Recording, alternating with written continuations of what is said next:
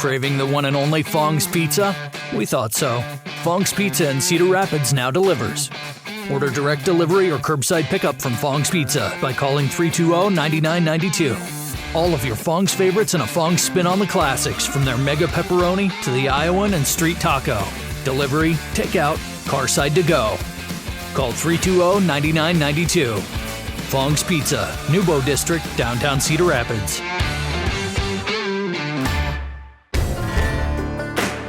Iowans know a thing or two about a hard day's work. That's why we do things the right way at Barntown Brewing. Grain-to-glass beers brewed in-house. Scratch-made food, handcrafted with fresh, locally sourced ingredients. We work hard for the reward of watching our guests enjoy great food and beer. Barntown Brewing. West Des Moines, Waukee. Hey friends, I'm John Miller. Alongside me virtually is Marc Morehouse. That makes this Hawkeye Podcast, HawkeyePodcast.com. Marc, how the heck are you? I am doing well. You were kind of breaking up there a little bit, but I'm doing well, hanging in, just enjoying the summer part of summer, like a normal human rather than a beat writer who's trying to dig content out of the couch cushions. That's a great way to put it. That's a really good way to put it. Content out. Yeah. People, I mean, everybody works a job, and at some point in time, even the things that look most fun becomes a job. And it's one of the downsides of writing and publishing is, what do you do in the summer when there's no games to write about? Yeah. The thing with my sports writing career, such as it was, I only got 13 games a year. I didn't get countless prep games. Games were, man, they were such a precious commodity. And now, John, I've hit the part of horse latitudes where I had to pull the plug on the Hawkeye look ahead thing because there's just too much minutia there. But I am reaching the point where I'm starting to listen to the XM show that I really love, Chris. Blanking on his name, and then Rick Neuheisel. Rick Neuheisel, I think, is a font of college football knowledge. He's been crapped out by the sport, yet he shows a little bitterness sometimes, but he offers such insight, and he breaks down. There's a couple of segments every Thursday, I think, where he talks about some of the stuff that we don't really kind of know about, and some RPOs, that kind of thing, just some of the insider stuff. I'm starting to really geek out on that. I think the college all-star game, it was Pennsylvania and Ohio, big 33 game.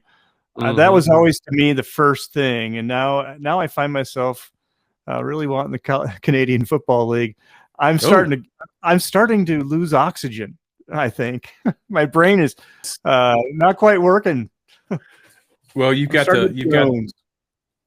the Football Jones going for sure. Phil Steele's magazine. I'm seeing people posting pictures of that on Twitter that they've got their copies. I really haven't been all that into the magazine game for the last several years, probably the last 5 or 6. I've probably bought Phil Steele's, and then I throw it in my duffel bag or my backpack because we're going to go on vacation. I'm like, oh, I'll read this.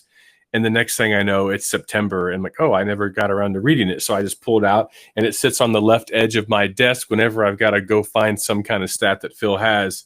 I don't know. There's so many resources I can find on the internet anymore. I don't really have the need for the magazine, and the nostalgia is worn off for me. Do you remember it wasn't ESPN. It was richessportspage.com. I want to say it's Rich's or Rick's, and it was a list of all the links to the sports sections in the country. Yes, I remember that, and I had it bookmarked, and it was one of my best resources as a talk radio show host. Me too. I mean, well, just for summer entertainment, right? Right. So then I grouped them all together, Big Ten teams, and Iowa's schedule. And you could just hit the headlines, and you would at least be conversant with Purdue. Right. And I keep bringing up Purdue. I think a strong Purdue is a strong Big Ten West, but and I sincerely believe that.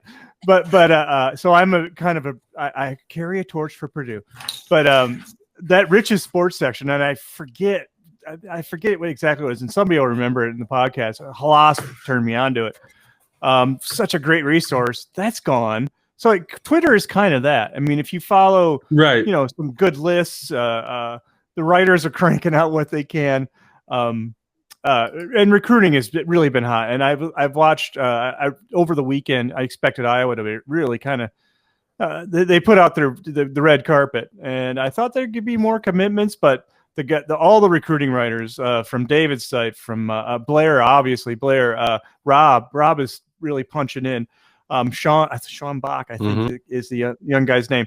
All those guys are. It's harder than hell. You guys don't believe. In the middle of summer, when you want to go outside and play, calling all these numbers, and you think it's kind of rote, but it's not. I mean, it's that information is a commodity, and today's commitment was sort of one of those deals where I think everybody knew about it and just had to wait to hear the word to post it. And I love how they all work together that way. But hat off to those guys, because this is, that's part of the whiff that you smell the big ass turkey legs. That this is the start of the wafting of the turkey flesh. If that, I know that sounds unappetizing. Turkey flesh is appetizing. Turkey leg was better. Turkey flesh, not so much. But you're right, and those David and Sean from 247, Blair from Rivals, and Rob at Hawkeye Nation. I can't tell you how many times this time of year that, all right, it's Sunday night, family, let's get together. Let's go out to dinner. Let's go to the pizza shop over in Shawnee, Kansas. I remember when my daughter was 3 years old. And you get there and, there's a text from a source that says somebody's committed. And you got to run home and write that story, because Sunday night is the popular commitment release night, because those guys are leaving town and they are flying home. And they used to say, okay, I commit. That was before Twitter then. So, I'm glad that those guys do it. I'm really glad I no longer do it. And when Iowa gets a quarterback commitment, that usually is in the summer, because they like to get them on early. Talk about that early in this class. This class is 6 players large right now. The person that Marc's talking about is Carson May. He from Jones, Oklahoma, a small town in Oklahoma, just northeast of Oklahoma City, about an hour and a half from Tulsa. And really all you have in Oklahoma is Tulsa and Oklahoma City, and then a bunch of tumbleweeds, honestly, and red dirt. That's it. That's all you got. He had offers from Old Dominion and Western Michigan. He was patiently waiting for Iowa to extend the offer, 6'5", 220. And, I wrote a little post today at HawkeyePodcast.com, and this may not tickle the ears of some people out there. I don't mean this to be mean, judgmental, or what have you, but I think that he was not Iowa's first option at quarterback. And, you had the kid that had committed to Boise State, and then he decommitted from Boise State. Iowa offered him around June 16th, June 17th. He went and visited Michigan State. Tea leaves started to look like he was going to go there. He committed to Michigan State. This other kid, names I can't remember, Caton something. Caton Hauser, thank you. And he commits to Michigan State on Sunday the 27th. And Iowa offers Carson May on Monday the 28th. May commits to Iowa on Tuesday the 29th. So that's how that all works. So, fallback is a harsh term. I think that he was. But I think that Iowa has had multiple fallbacks, multiple not first options at quarterback through most of the Ferentz era. Drew Tate was a fallback to Chris Leak. Iowa wanted Chris Leak in that class. And, Leak winds up going to Florida. Tate, Iowa was a fallback for him because he was committed to, was it A&M or Tech? I can't remember which A&M. one of those two. Yeah, it was A&M. and the head coach there got canned. And then Tate was looking for a new home because it was going to be a different style of offense. And he wound up coming to Iowa, and the rest is history. So just because someone's a fallback or not the first option doesn't mean it can't work. I'm just calling it like I see it. I don't think Carson May was their top priority. But I watched this tape today, his film, whatever you want to call it, his digital pixels that came through my computer screen. And, 6'5", 220, he can escape. He's not going to, he's definitely not a dual threat type of quarterback. He had really good touch on throws, seemingly pretty accurate. His throwing motion reminded me a little bit of Beathard, but that's it. I'm not drawing any other comparisons to Beathard, but it's just more of his throwing motion.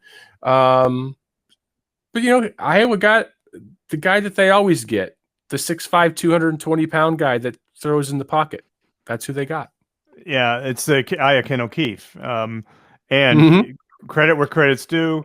Iowa quarterbacks have steadily upticked. They're waiting for that guy, like Zach Wilson, a guy, a first rounder or even a second rounder. They're still waiting for that guy. Maybe Carson May May actually had Zach Wilson, but they took Peters instead. So Wilson was waiting on Iowa. And that's a great point. I think Iowa right now is Ken O'Keefe. Things have upticked. That's that part of the point. Other part of the point is, do you really want your quarterback recruit to be a jump ball? Whoever commits first, you're our guy. I'm not sure about that.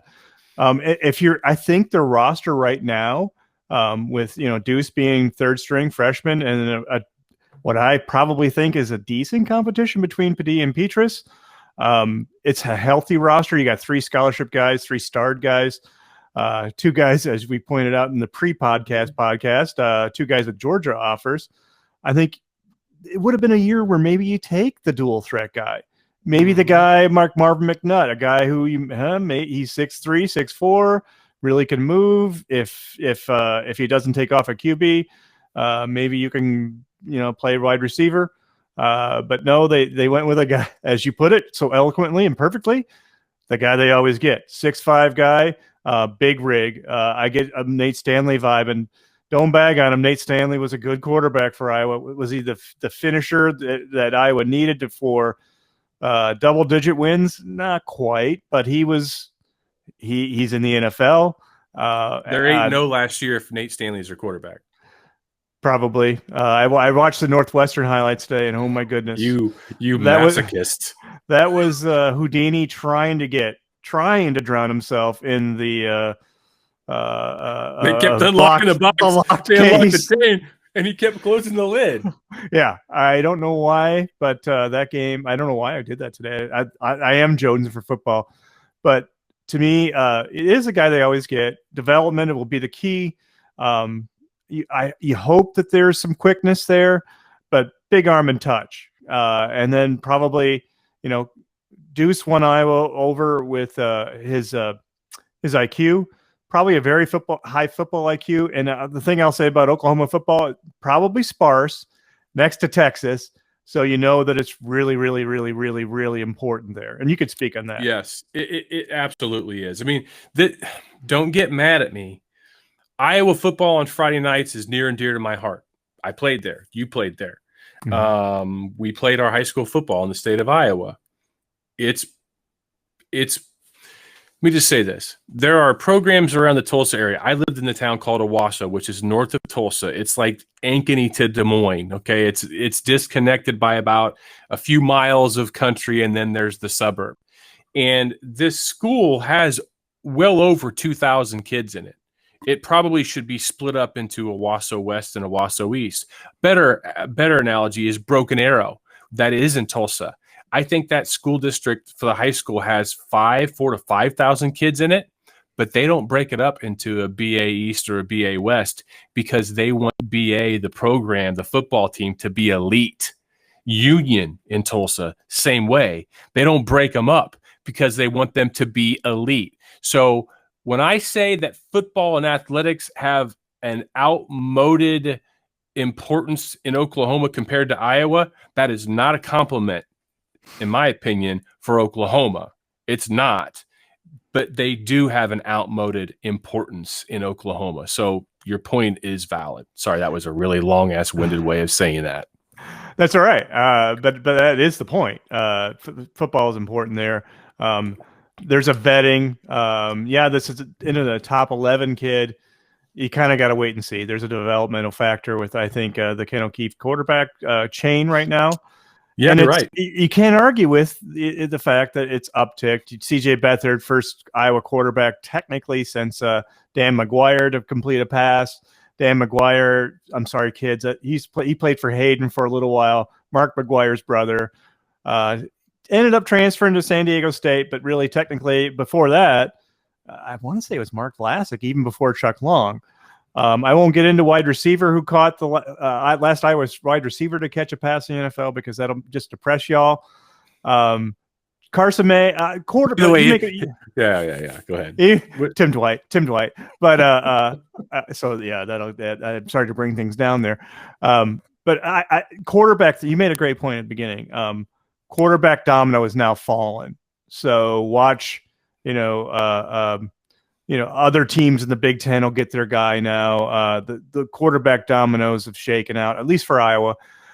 Will that open up? Does that now is the recruiting avalanche going to happen? Some interesting stuff going on with Iowa football recruiting right now. And Scott Doctorman had a post today saying, I just read the tease. I got to still get the subscription, but Kirk saying that there's time. There's still time yet. And, lo and behold, John sends me a link. Yeah, I was last in Big Ten and just overall number of recruits right now. Read into that what you will. Is it an alarm? Is it a bad thing, good thing? Is it just, is time on Iowa's side still? Rutgers has 13. Rutgers has a hell of a lot more openings, though. Rutgers not only has 13, but the average star ranking from Rivals.com of those 13 commits is 3.46. And that ain't bad. That's Iowa would take that in most years. Iowa doesn't have that in most years. Michigan State has 12, but their average is 2.75. Michigan has 12. Their average is 3.33. Right now, Rutgers has the second highest average star rating, or third highest average star rating per commit, behind Ohio State at 4.21 stars per average on 14 commits, which is also a league high. Penn State is next at 3.5. Rutgers is right there, dead heat, 3.46. So Rutgers is putting it together. So Mark pointed out, Iowa with 6 commits, which is dead last. Nebraska has 7, which is second to last. Then Indiana with 8, Wisconsin with 9, Maryland with 10, Illinois with 10. So I'm not saying it's an either or here, but here's a couple of possibilities. One possibility, hey man, we're coming off COVID. Kids couldn't take unofficial visits. They couldn't take official visits. They couldn't take any visits. Hell, we couldn't take a visit to the grocery store for a while without, feeling like you could catch something. So we all kind of get that aspect, and maybe players are going to take a little more time relative to what had become the traditional sped up commitment calendar that we were all living in pre-COVID. So that could be it. That very well could be it. That, kind of to me is more of an Occam's razor. The simplest explanation is often the correct one. Could it also be a bit of a hangover, which is the nicest word I could use, relative to what happened in Iowa City late May and June and into August last year, relative to former Iowa players speaking out about their concerns relative to the treatment of African-American players within the program, which ultimately led to Chris Doyle's firing? Could it be some of that? I don't know. I've been reading the articles from all the writers that you'd mentioned earlier this last week, as I subscribe to all of them because I like to read them all. And I've been really interested to read things about Iowa having a players-only session with these recruits on campus. No coaches around, just the Iowa football player only. And these kids can ask these players questions. And I'm guaranteeing you some of those questions being asked are, how is life for you as a black player in this program now compared to how it was. We've read all the stories. We've heard all these things. We want to hear it out of your mouth now. I think it's really smart of Iowa doing what they're doing. And I think Iowa continues to take this head on. And everything I'm hearing sounds positive. But may the proof be in the pudding ultimately as it relates to the recruiting class. Yeah, you need to see the results, commitments, people saying yes, and hearing the good and the bad, or where it is now and how it's changed and how it's evolved. Hearing that and then actually saying yes to joining that is the next step. And there were several, I think, recruits this weekend. The Carter kid from Minnesota, I know he brought it up. It was a topic for him, and I believe his player visit was Tyrone Tracy, who has articulated this time and time again, and who continues to carry it well. It says the things you want to hear. There is reality there, but it's still it is a hangover is a good word. I think it works here. I think if it were different, if that hadn't happened, I would have 10, 11 commitments right now, and it would be the class would be a whole different shape. So I think that there's, I don't know, maybe some, I don't want to say standoffishness. It's probably too strong a word, but caution. I think there's caution here, and I don't know how it's going to go. I don't remember, John, in this late. I'm saying in recruiting time period, kind of late in the summer. I mean, Iowa's been at 20 in June in the last several years. Again, you bring up the two great points: COVID and then the Hush Blackwell. So we'll see. But Kirk does say there's time, and I think right now that's kind of the gauze you have to view through. There's time. I mean, there's nothing. I know Tom Kakert asked how many scholarships, and then he begins asking that. Well, and it's a good information. I know I've used it a million times in notes. Right. He asks how many scholarships are available, and that number changes as you get closer to what is now December signing day. So right. We'll see. We'll see. Is it an alarm? I don't want to chicken little it again. I don't know how many times I say that anymore, but Rutgers has 13 recruits. Circling back to quarterback, Iowa had offers out known, and I'm quoting the Rivals.com database here, and the Rivals.com database created recruiting databases back in 1999. Yeah, they didn't exist prior to that. They're the gold standard. It was always my go-to. As a beat writer, it was always my go-to. Yep. And that's not to say that 247 doesn't do some fun and good things too, but they have the embeddable. They have the embeddable commit list, which is awesome. Very smart. I told Tom, you guys got to get in on that. Yes, very smart. So by the Rivals offer list, Iowa offered 7 quarterbacks thus far and likely done in this cycle prior to Carson May. So 7 prior to May. May was the 8th offer to a quarterback. All of the other 7 had already committed to schools, to Notre Dame in March, to Penn State in March. Michigan State was the Caton Hauser we were just talking about back on 6/27. South Carolina on April 30th. Minnesota on 2/27. Tennessee on 4/28. Florida on 3/9. All of the other 7 quarterbacks Iowa had offered were all top 27 ranked quarterbacks. 6 of them were top 18 ranked quarterbacks. Okay, so it was, and some were a dual threat. So it wasn't like Iowa didn't go out and take some shots. They did. They missed on every one of those for whatever reason. Carson May, who has 0 stars in the Rivals database, which of course he'll magically become a 3-star quarterback here very soon. Just wasn't on a lot of radars, but he's on Ken O'Keefe's radar. And you mentioned Deuce, developmental. Joey too. Joey Labus, yeah, from Ohio. And again, another COVID situation last year. So it's interesting because I think Deuce is still a little bit of Deuce is a developmental project based on what I saw from the spring tape. And Petrus and Padilla are quite a bit ahead of him at this juncture. So Deuce's clock is, he's still fine.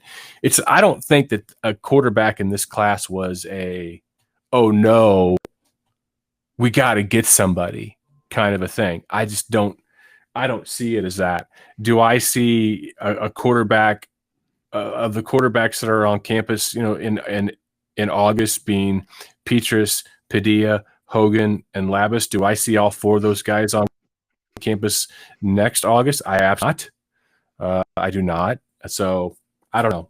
Again, feels like I'm digging on May. It's not fair. I'm not doing that. We're just kind of pointing out the reality of the situation, at least as we see it.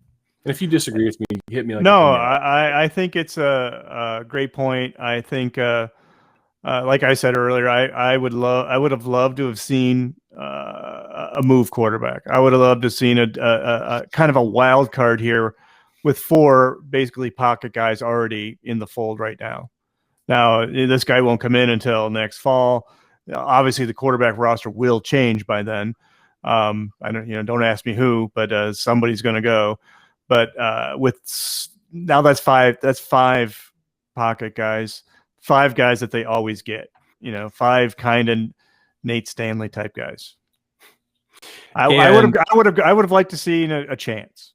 Right. I agree. I agree. And it's amazing considering the proliferation now of non-pocket quarterbacks at the high school level around the country. It's all, looking at May's film, he didn't take any snaps from under center. It was all shotgun. I wouldn't mind seeing Iowa go to kind of a pistol look out of that, but then you got to have a guy that can run the ball and be a threat to run the ball. I'll say this is so, might be, could be out of your comfort zone relative to all the On Iowa podcasts I listen to with the moratoriums, but you're no longer a beat writer and you don't don't feel so uncomfortable with us anymore. I think whomever is the Iowa starting quarterback for the, who ends the season, barring an injury, who ends the season as Iowa's starting quarterback, that guy will be the starting quarterback next year, and the guy that isn't will be gone. So if Padilla is the starting quarterback to end the year, Petrus will be gone. If the Petrus is the starting quarterback to end the year, again, no injuries involved, then I think Padilla will be gone. Yeah, that's how it's gone. That's how it's gone since 2014, right? Uyghur's gone, Rudock gone, Mansell. I'm not sure. I'm not sure he was ever in. There was one other guy. Shimonik. Yeah. So I think we're all kind of used to the quarterback merry-go-round now. It's just can Iowa get a hold of that guy who's the outlier? Can they break out of that mold? And obviously they're all on the same page. But just the benefit, if you want to give the benefit of the doubt, they probably saw something they really liked with Carson May. There's no doubt they're not just giving out offers because we got to punch the quarterback card. Yeah. Right. So whether it's release, which I would love to see a quicker release, a guy who sees it, throws it, rather than a guy who sees it, beat. Oh, miss that throw, and here's a desperation heave.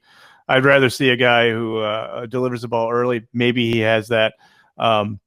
But big guy, big arm, probably big arm. I don't know. Quarterback recruiting to me is always fascinating. I think Bruce Feldman will probably have a book on it. I've been retweeting some of his stuff. And the Elite 11 thing it fascinates me. You look at quarterback and you just look at, kind of tying things together with the NIL. Graham Mertz right away with a logo from Wisconsin.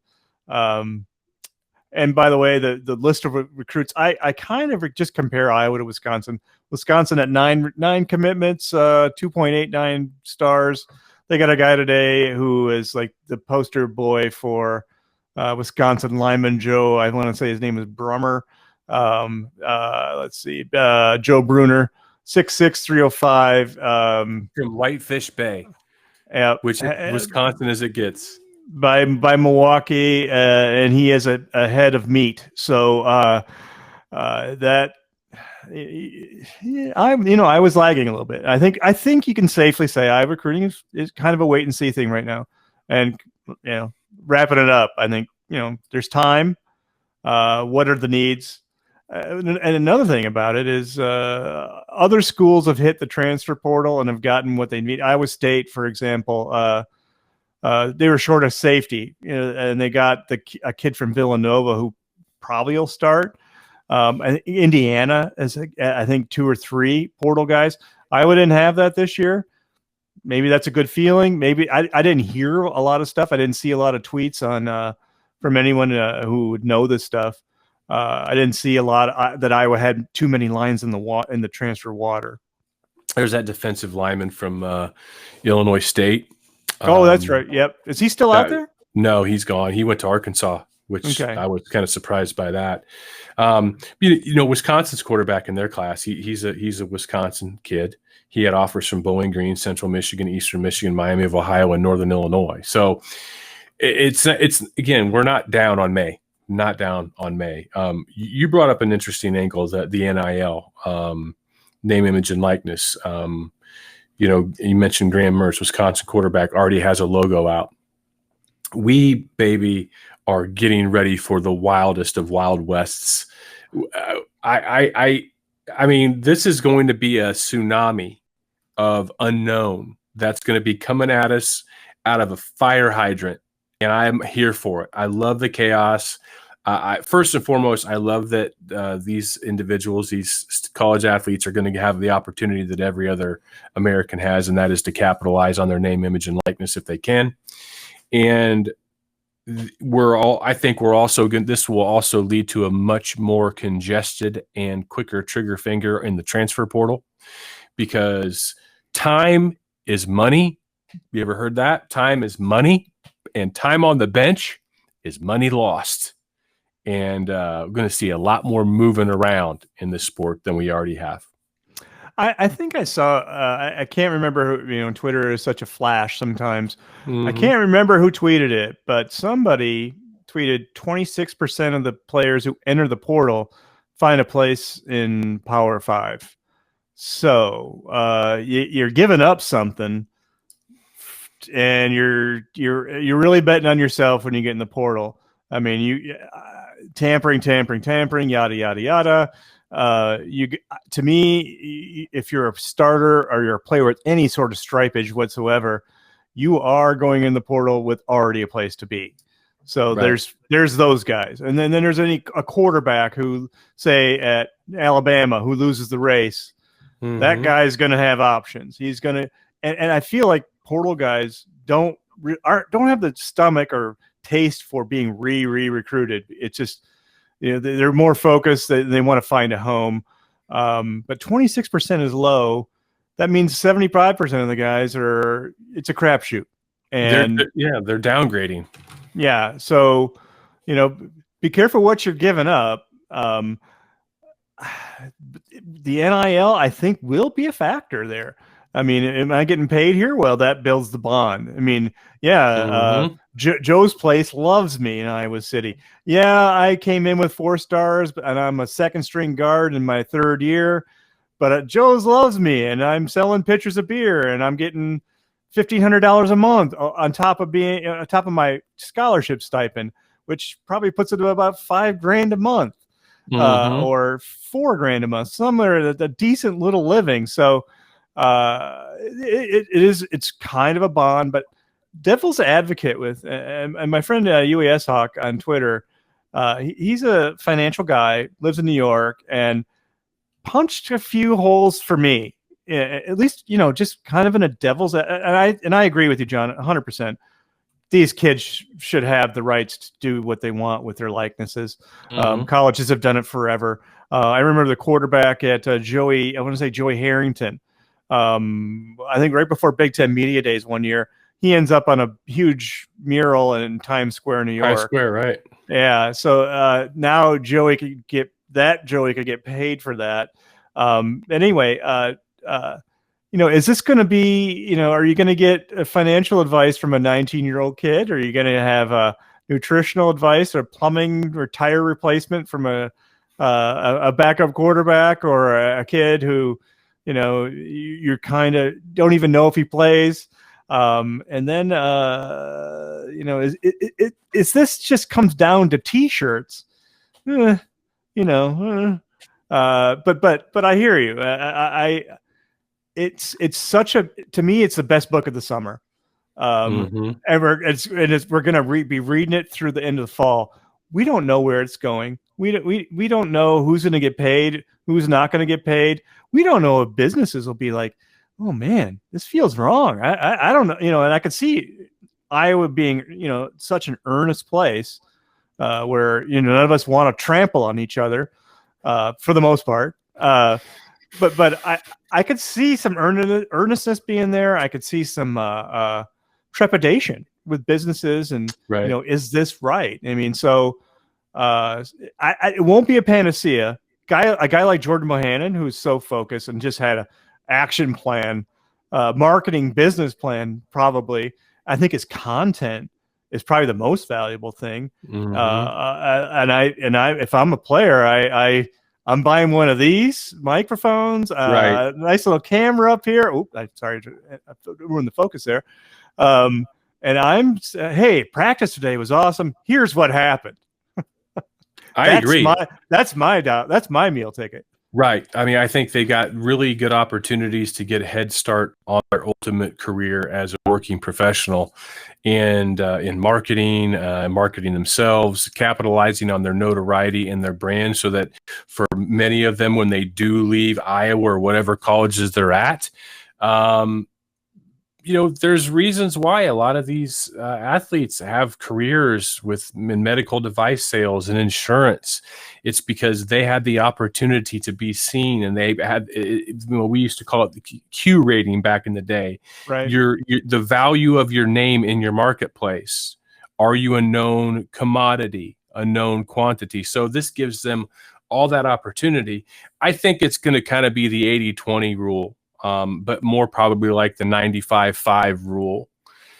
5% of your athletes in football, basketball, baseball, in a school like Iowa, wrestling, 5% of your players are going to probably make around 95% of the money. If maybe it's more, maybe it is 80-20.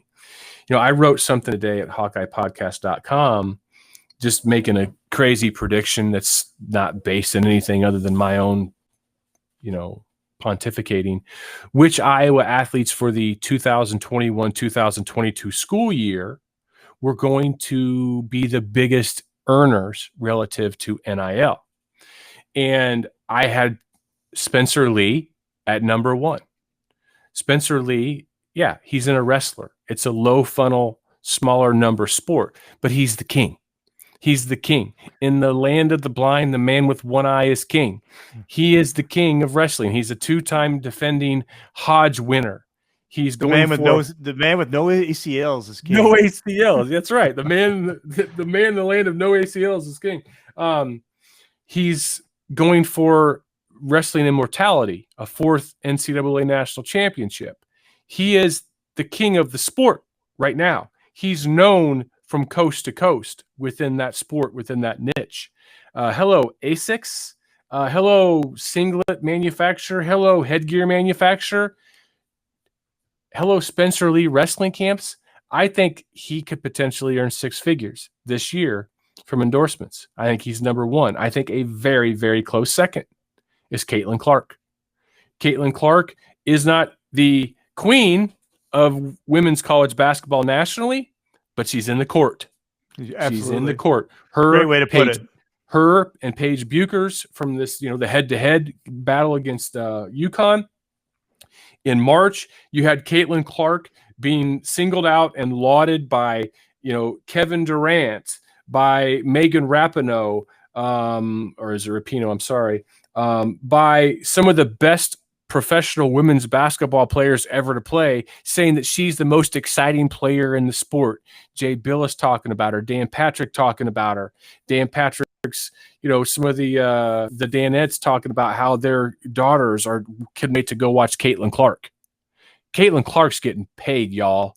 And by the time she leaves Iowa, because the WNBA still has the rule in place that you have to be 4 years removed from your high school graduation or 22 years old or have graduated from your college, if they don't change that rule, when Caitlin Clark leaves Iowa, she's going to be the record holder for Hawkeyes who made the most off their NIL for a time. Now, if if the NIL was in place 4 years ago, Luka would have set that record so high it might never be broken. But Caitlin's going to get paid. So she's my number 2. And my number 3 was Tyler Goodson. And I think he's the most recognizable football player right now, because normally it's your quarterback, but the quarterback position I think is unsettled. I think many of us would agree. And then after that, I had, Jordan Bohannon on the mix. I wonder if there's a little Bohannon fatigue. Not for me. Well, I love Jordan Bohannon, but maybe from some. And Keegan Murray. I think if he has the kind of year this year that we all think that he can have, I think his earnings opportunities next year for Iowa would be way bigger, but I don't know that he'll be around. So those are kind of my names. I would put Tyler Linderbaum in there, and he is such a worker bee. I mean, he puts early in his career, he was playing high school baseball, taking classes at Iowa, and doing Iowa workouts at Iowa. He is a worker bee. Quieter kid, more focused, good sense of humor. Made fun out of Scott once because he's a huge Packer fan. So I think there's some local. I think I look at more local guys. I think Keegan Murray was a good one. Tyler Linderbaum. If Spencer Petras is hot early, I think whoever the quarterback for Iowa is going to have opportunity. Spencer or Alex, good-looking kids, great smiles. Most TV will be talking to them every week. Right. I wonder if there's not a trackster, because Iowa track is national level-ish now. I wonder if there's somebody in that community. I'm not trying to be a dickhead here. Okay, that's all right. It's a niche. It's a small sport. Give me one name on the Iowa track team. I can't either. No disrespect to the track team, but I get what you're saying, because they're having success. Same with Iowa women's soccer. I mean, I couldn't tell you a name of any players. They won the conference tournament. It's a big community in Eastern Iowa, soccer community. Right. I don't know how many. When my kids were going through soccer, there were 1 million stores. There were a couple stores in Cedar Rapids. So little things like that. And I'm thinking smaller now, because you've taken all the good pieces off the board. I'm so I think a wide receiver. I think a Tyrone Tracy. Right. I think that Tyrone Tracy is a very marketable personality, and he's going to be playing a very sort of platform type position. I think if an edge rusher takes off for Iowa early in the season, Deontay Craig, somebody like that, Ben Valkenburg, one of those guys. I think. Oh, that reminds me of maybe an all timer, and you're gonna be shaking your head when I say this name. Drew Ott would have been. He would be farming gold right now. Because he had that sort of outsider personality and played to the crowd. He was like a Kittle-esque in that way. And there's another good one. I don't know his personality very well. Iowa tight end, Sam Laporta. I think he's going to get 1 million targets. I think he's in one of those elevated type positions. If he can hold a Big Mac, I'm the local McDonald's guy. Yeah, Sam comes over every week and polishes off 9 of these babies. There's an opening. So you're right. I think I do think smaller. I think the smaller communities probably will get paid a little bit. Golfers, golfers. That's another sort of niche sport that everybody plays. That is everywhere. Not everybody plays. Certainly, I don't play anymore, but is in every community and it has a community built in. So. Maybe if you can attach a Hawkeye to it in Eastern Iowa anywhere, maybe it goes. But then again, maybe be allowed to put a Hawkeye on it, because that's owned by the Iowa licensing division. All you got to do is wear black and gold, right? Yes, there you go. Black and gold.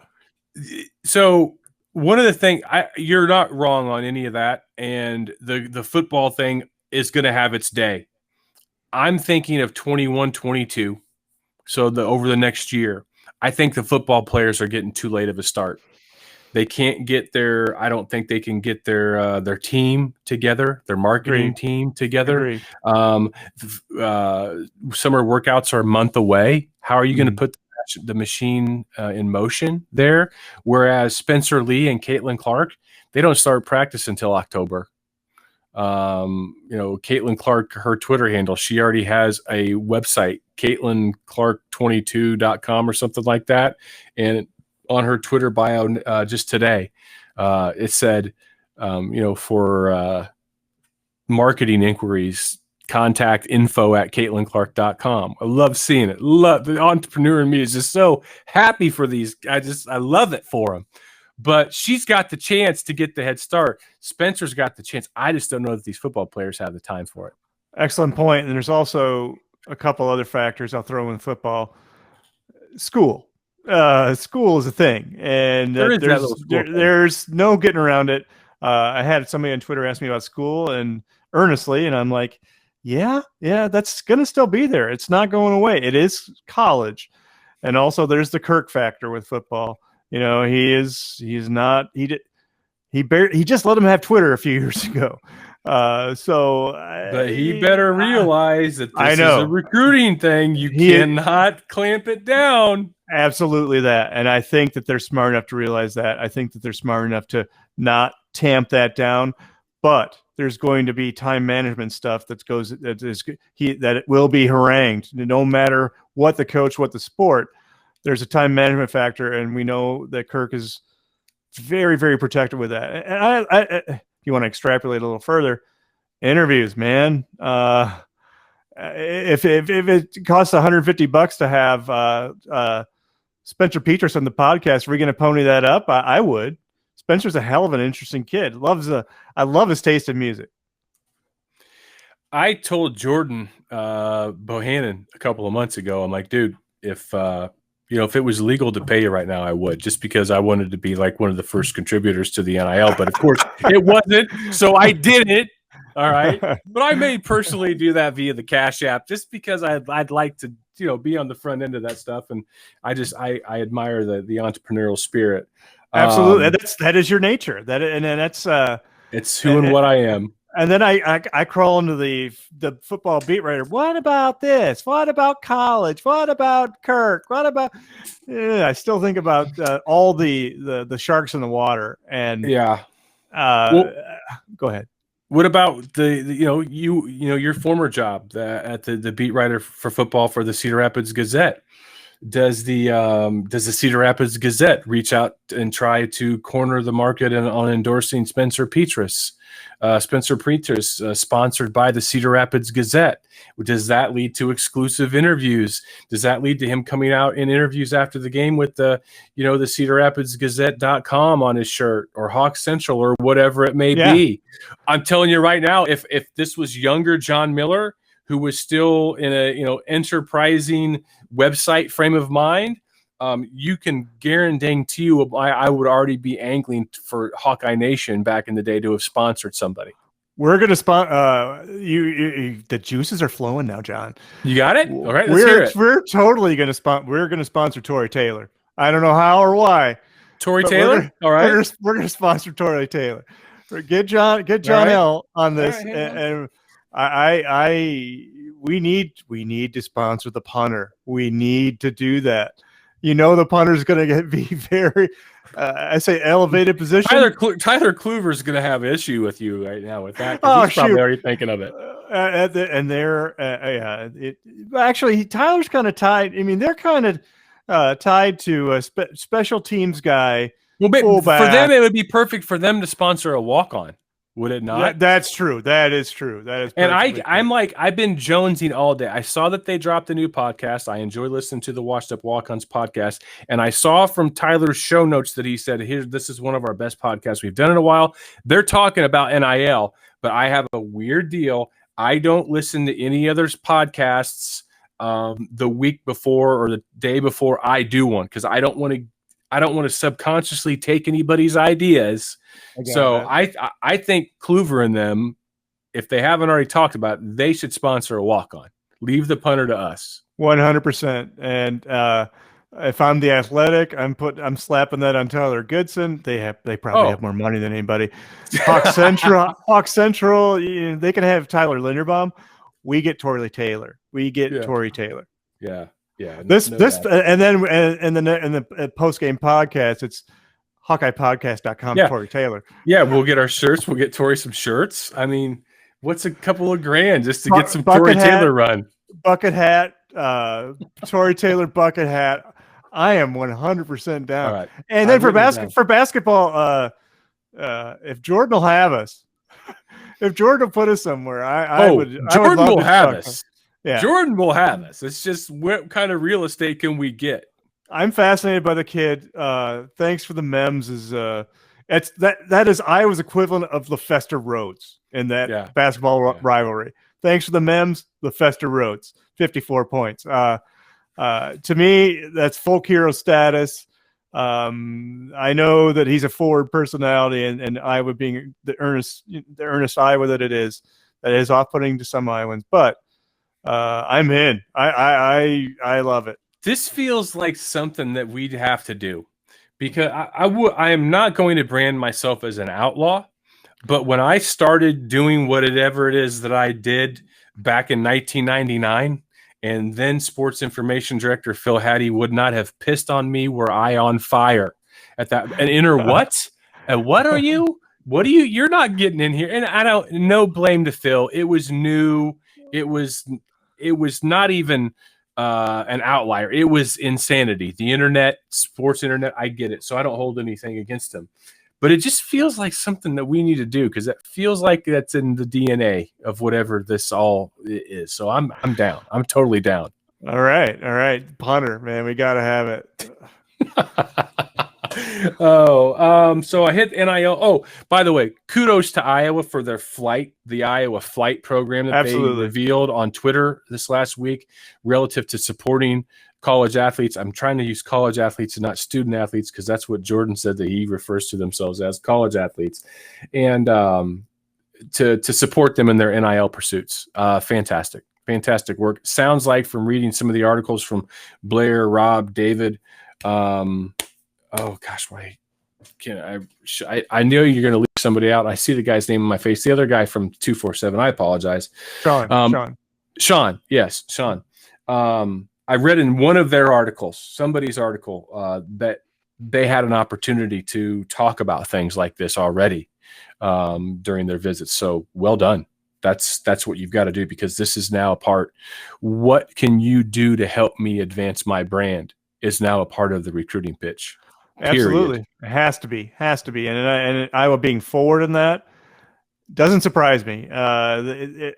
They had a chance to figure out, every Power 5 school had a chance to figure out what in the hell we're going to say here to these kids. The dam is broken. You can't turtle on this one. You can't, you have to shoot. You have to shoot a single leg here, or otherwise you're going to be left in the dust. I'm kind of glad that the Iowa legislature has been sort of nullified here, because any feet we talked dragging, about this months ago. True. Any sort of feet dragging now is going to be seen as they're next. You're out. They're moot. Yeah, they're no longer at the party. Maybe that's what they wanted anyway. Probably. Maybe we talked months ago. We said, if it's going to be legal for athletes without any repercussions from the NCAA in one state, then it's legal for everyone. Yep. As long as it's not a state law illegal in your own state. And I listened to Chris Williams last week, he and Ross Peterson on KXNO 1460 Sports Fanatics in Des Moines. I listened to their interview that they did with the former Iowa State wide receiver who's now a state senator. Gosh, Jack Whitford. Jack Whitford. Jiminy Christmas, shoot me in the head. Jack Whitford basically saying that, there's no law against student athletes making money off their name, image, and likeness. The only penalty was potential eligibility, which of course was a significant penalty. That penalty is no longer in play. So right then I'm like, well, it doesn't matter then. It's everything we talked about 2 months ago is actually fact, that these guys can go out, and here in a couple of days, it's fact. It's in play. Here we are, Brave New World. A lot of people are scared of this. There absolutely are going to be unintended consequences. There absolutely is going to be, there's going to be bad deals. There's going to be people losing money. There's going to be people taken advantage of. But you know what? We also spell that LIFE. Welcome to it. Pay your taxes, save your money for your taxes, and that's about it. Yeah. You know, another idea I had, not an idea, but it's like, if I was a little more younger or not younger, age doesn't have anything to do with it. If I didn't already have my other business in the energy industry, boy, I'd be looking into being an NIL consultant right about now.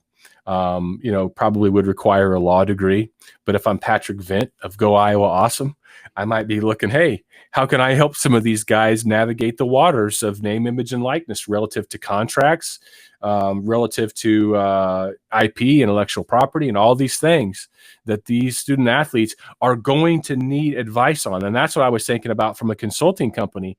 A lot of these guys don't know what they don't even know. There are so many aspects and ramifications. Where do you begin? Well, here's my name, image, and likeness consulting package for $199, but I'm not going to do that. Here's your TylerGoodson.com.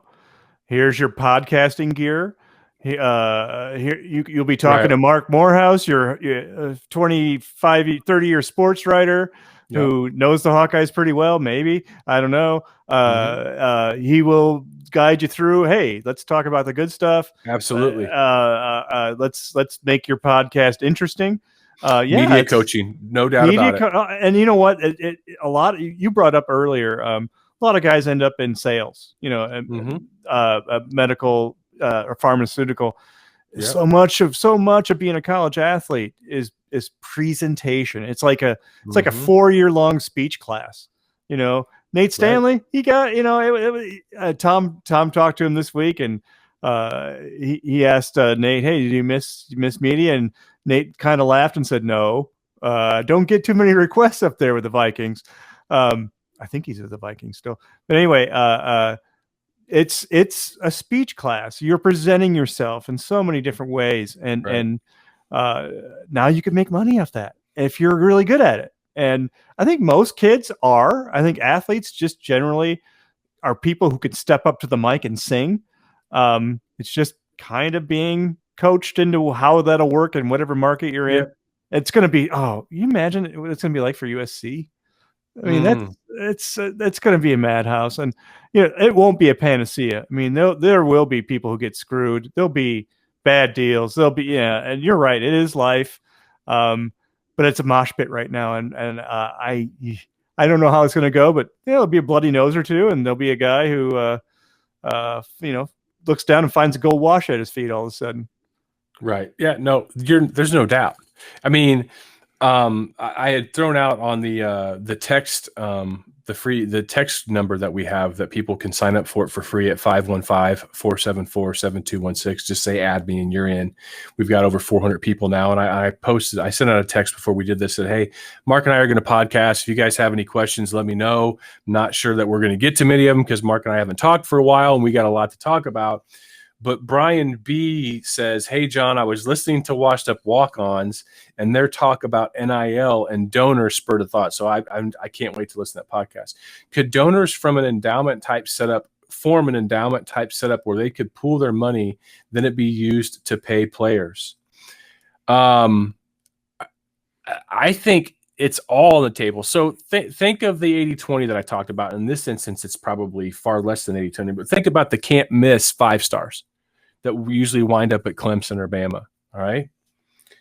And is it now out of bounds, Marc, to say that a donor, a big money donor, well, that big money donor likely has a business enterprise that he made his big money from to become a big money donor.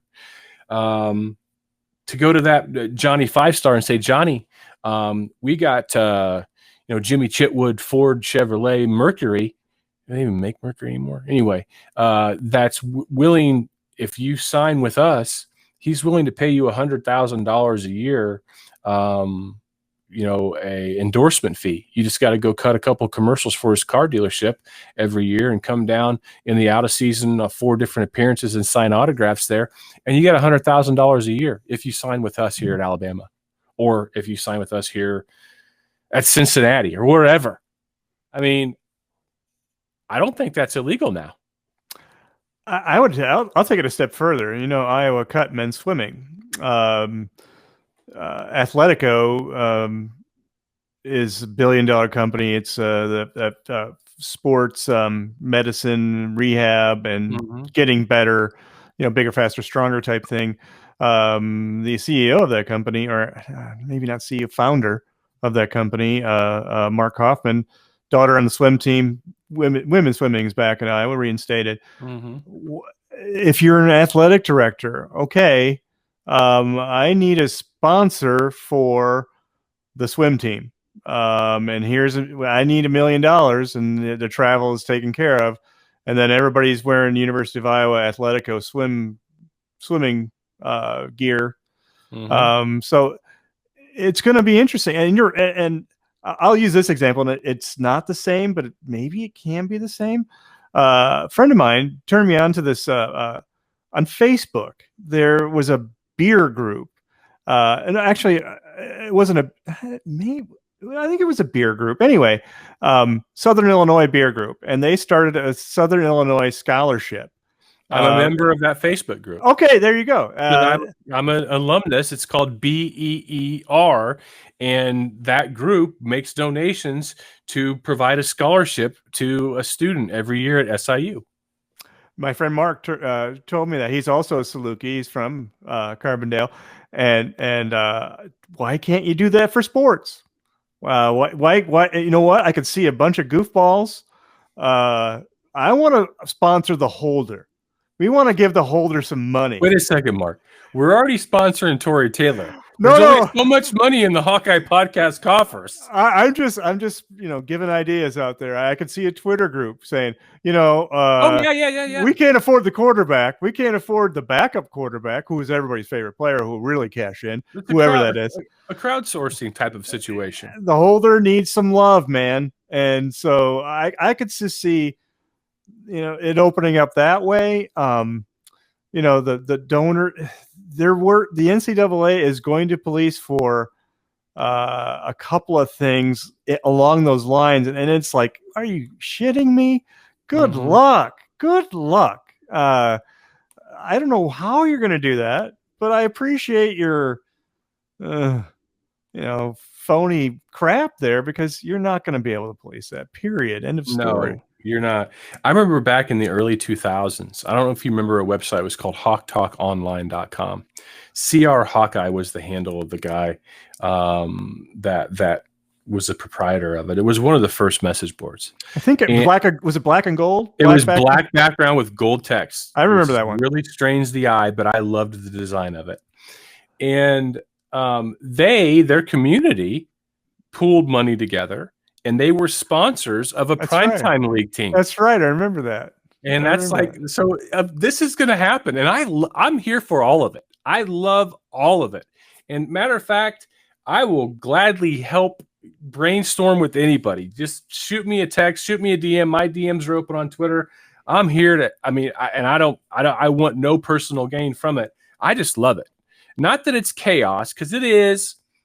And I do enjoy me some chaos, but I just love a landscape where entrepreneurs can run free as the buffalo once did. And this is the wild freaking West, baby. I love that. I love that analogy. That's perfect. It's fantastic. There are a few, man, we got, holy cow, so many questions. But go ahead, Marc. Let's hit on Joe Dub and NBA, and then take a few more questions. Yeah, that was one, and this will be a good segue. Carrie Klismet says, based on Joe Wieskamp's NBA Combine performance, it sounds like he's a lock to stay in the NBA draft now. But I've heard conflicting reports about how Luka did. Did he improve his draft stock with a slimmer physique and performance in drills, or did it hurt him by not playing in games with a groin injury? Great questions. Yes. For those that don't know, last week was the NBA tryout invite camp. A select number of athletes were invited to that, the best of the best. Both Luka and Joe participated in the agility drills. Luka came in about 20-some pounds lighter than what he was at Iowa. Looks fantastic. Performed really well in one of their cone agility drills. Had a great score. I think it was, I don't know if it was better than Frank Kaminsky's or not, but I think Luka really impressed some people with that. He also did fantastic. I think there are some NBA teams looking at him maybe as a stretch five, and in this league, you kind of need that. Luka did have that groin tweak, so he did not scrimmage. But like I tweeted, I'm like, I don't know that that's a bad thing for Luka. You want to see how Luka did against potential NBA competition? Go back and look at what he did against Michigan this year. Go back and look at what he did against Indiana this year. Go back and look at what he did against any number of players from Iowa playing one of its toughest basketball schedules in decades. It's all right there. Oh, by the way, let me help you out. He probably got a double-double, okay? Just saying. So his ability to increase his lateral foot quickness, that was huge for him. That was going to be his biggest drawback. So I don't think Luka's hurt. I don't think Luka was going first round anyway. I think he's going to be a second round pick. I think he's still going to be a second round pick. Now, Joe, on the other hand, I think Joe did himself some real good. And the first scrimmage, the team that he was playing with, I watched some of it. Everybody was just coming down the court. If you had the ball in your hand crossing half court, that's the guy that was going to shoot the ball. They got their asses kicked because it was hero ball. Right. Joe had 8 points, made a couple of threes. Now, day two, Joe had 24, 26 points, 7 of 8 from 3. He measured at 6'7" and a quarter in shoes, which is they play with shoes. He had the 4th best vertical jump of anybody in the entire camp. Joe Wieskamp opened some eyes, dropped some jaws. Chad Ford, longtime NBA draft analyst, whatever, feels that Wieskamp probably played his way into either a late first-round pick or an early second-round pick.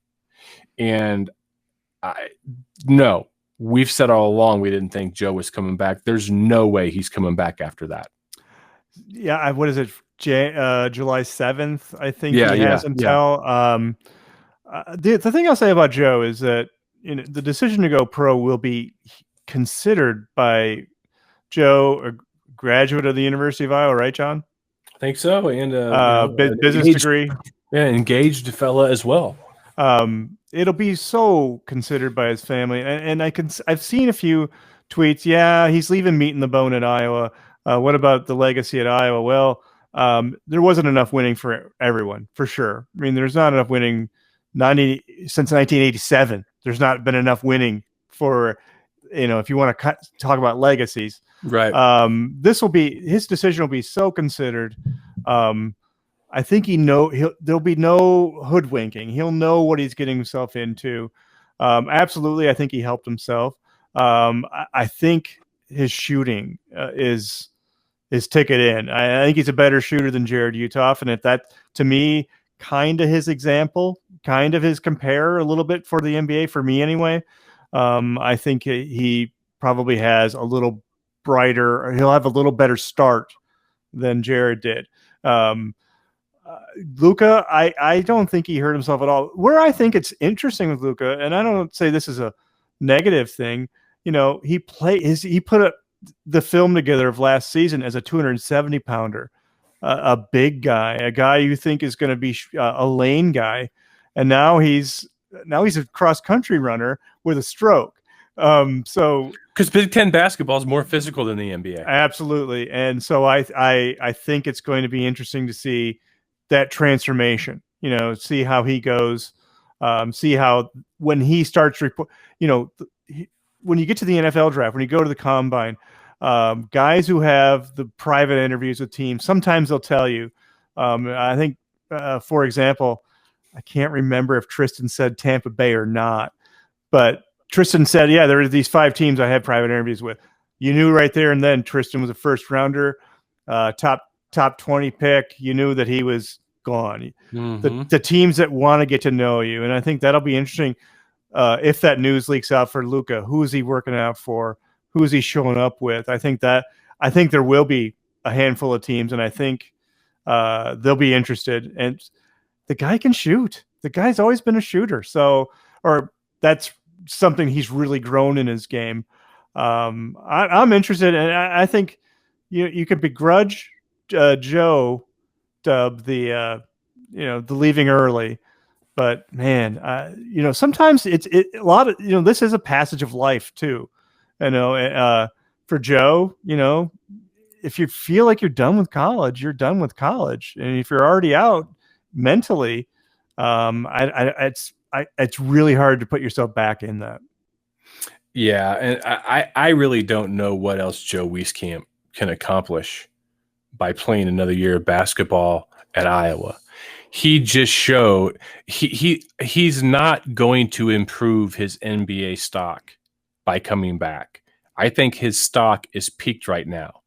And I think Joe's performance in the agility measurable drills, combined with Joe's performance 7 of 8 from 3 in that second scrimmage, in addition to already being known coming into this draft as one of the best shooters in the draft, you're talking about a league with him. It's 3-and-D.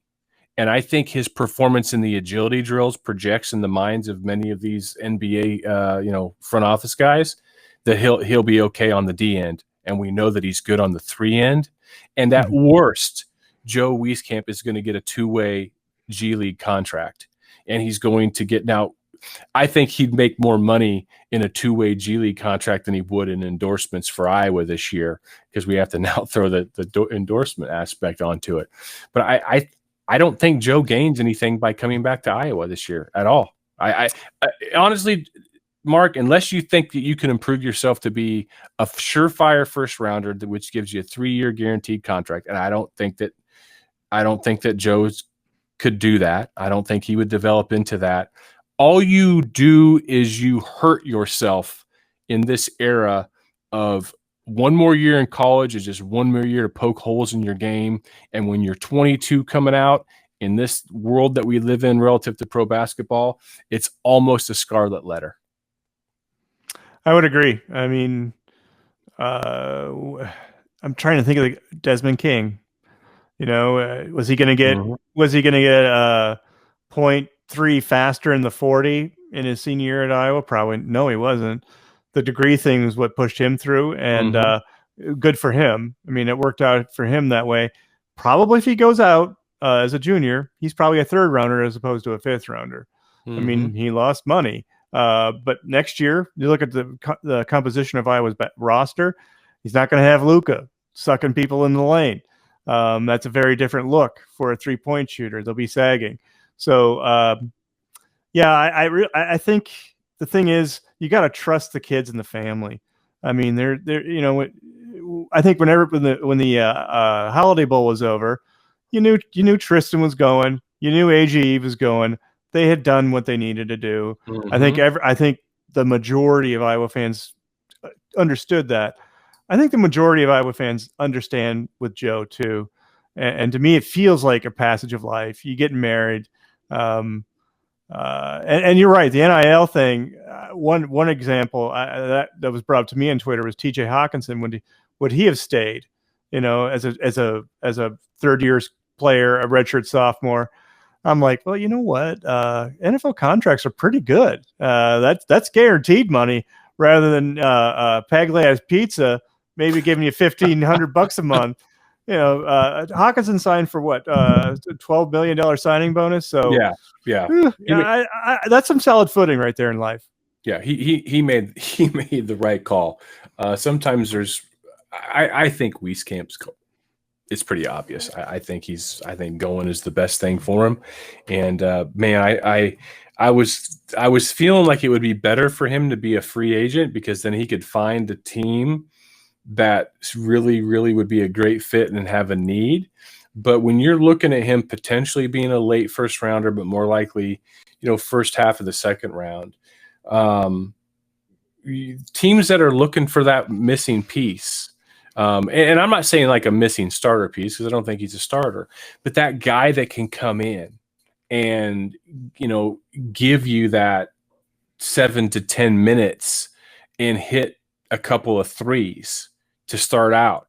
There's a role for a guy like that in the NBA, as long as Joe can play defense to where he's not a liability. And that's really, to me, the only question for him. The Maryland kid, Herder, yeah. Yeah, that guy, Matt Thomas.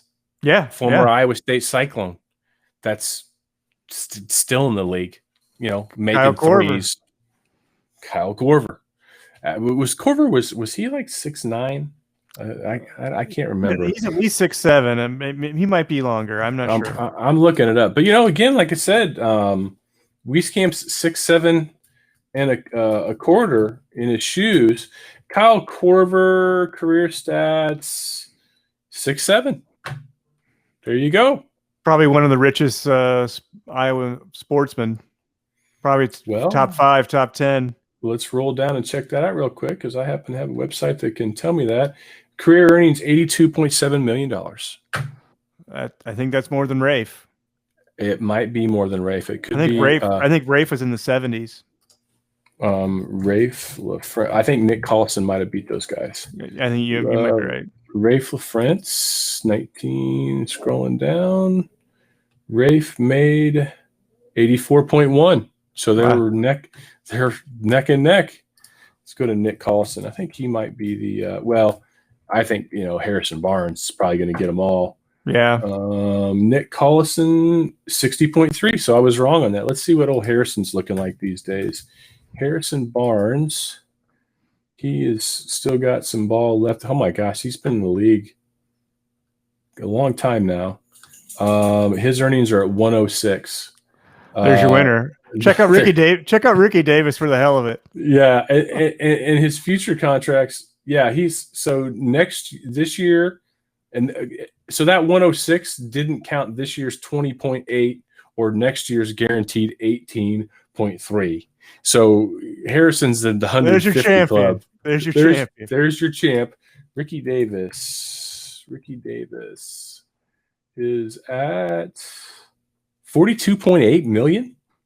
Look at Ricky. Nice call. Deal. Not a bad deal. I mean, well, what about Reggie Evans? Because I think Ricky might be the highest earning Iowa basketball player professional ever. Reggie made 32.3, so Ricky Davis holds that honor. How about Jared Utah, just to see, or Jared Cook? Jared Cook? Oh, J.R. Koch? Yeah. Or Cook, Tyler Cook. I'm sorry. Oh, Tyler Cook. I'm sorry. Tyler, I think, made like $500,000 or $600,000 this year. He's getting a start. And it's good. He made 151,000 in 1920, and then this year I think he might have made 600. But yeah, he's got the opportunity. It was fun watching him dunk. You could slot Wieskamp there, maybe. In that financial range, the 100. So yeah, I mean, if he comes up and gets a couple, if he makes a team, all right, if he makes a team coming out of camp, that's $500,000 minimum. Totally worth it. Yeah, you can't sell enough Pags pizzas to make up for that. You just can't. You can't do it. I looked through all and thank you to everybody that submitted questions. And this sounds like a cop out, but I mean, most of the questions were relative to football recruiting, which we touched on. The NIL, which was by far the most popular question. There were a couple of them, most unknown for the football team, who's going to be the defensive line disruptor. We're definitely going to dive into that. I mean, to me, Y.A. Black is probably your defensive line disruptor. And if it's not him, I don't know who it's going to be. Him, or I want to see Deontay Craig play. I've heard really good things. He was a guy that got kind of late in one of their, 2020 maybe. I'm intrigued. I want to see how he goes. He's got good dimensions. I want to see I really do want to see why, though. I mean, all the good stuff we've heard, he might be exactly what they need on the defensive line. Feels like they could have a rotation there with YA and Logan Jones. I think they've got the bodies, just how well, and that depth. If you can come in and you can control your gaps to give, maybe the disruptors a little blow and not have a gap integrity drop off, Phil can work with that. Right. If the rotation guys come in and they control their gaps by and large, feed it into that back seven, because that back seven's freaking poison this year. It's good. Agree. Yeah. Poison. Jack Campbell, he'll be selling other place pizzas. Campbell. There you go. Jack will be on. Yes, Jack will be on the name, image, and likeness trail the following season. There's no doubt, and the football players will all reap that. All right, that's all I've got. Mark, anything else on your list? I'm good. I'm DVRing the Bucks. I got to go see that. So please, no one give it away right away. All right. I won't release this till midnight so you can catch up on it. All right. All right. All right, folks, that'll do it for this installment of Hawkeye Podcast. As always, we appreciate you listening. If you enjoy it, tell a friend. Why don't you? For Mark, I'm John. Thank you to our sponsors. We're talking about Barntown Brewing, barntownbrewing.com. Really appreciate them. Fong's Pizza, fongspizza.com, and also heartlandflags.com. That is Heartland Flagpoles and Flags. Thank you very much to them, and we shall talk to you soon.